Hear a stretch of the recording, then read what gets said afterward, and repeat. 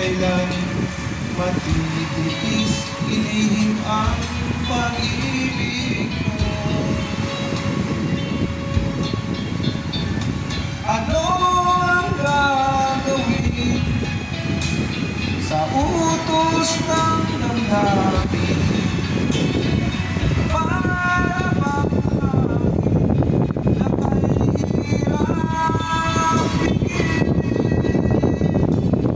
Sana'y unawain ang pusong sa'yo.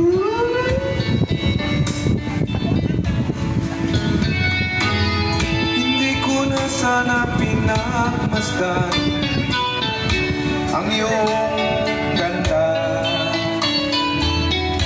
at hindi na rin pinansin pa